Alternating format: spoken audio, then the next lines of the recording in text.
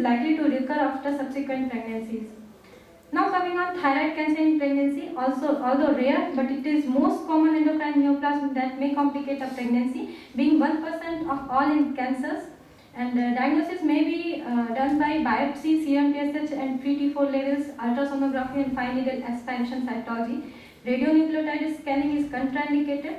If malignant or suspicious for papillary cancer, surgery should be considered at the earliest safe period.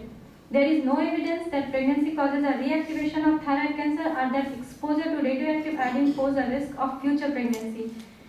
Patient should be maintained on thyroid replacement therapy with monitoring of TSH and free T4 level every 8 weeks.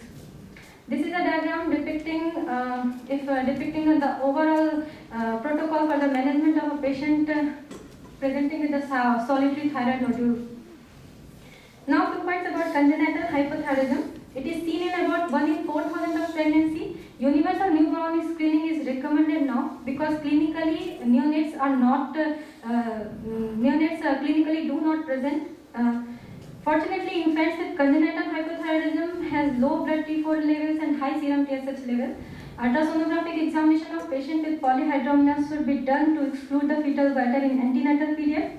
And fetal monitoring in patients on antithyroid drugs should be done. It can be done by estimation of amniotic fluid level of T3, T4 and TSH, but accurately done by fetal cord blood sampling.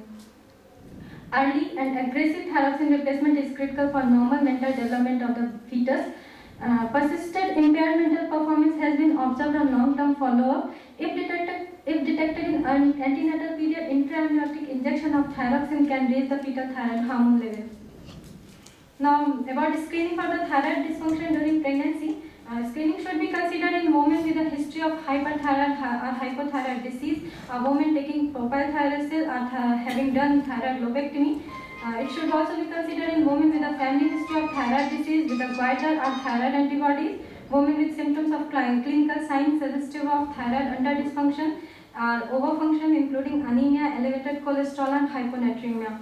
It should be considered with type 1 diabetes mellitus, women with other autoimmune disorders, infertility treatment women who should have screening with TSH as part of their infertility workup, women with previous therapeutic head or neck irradiation, or women with a history of miscarriage or preterm delivery.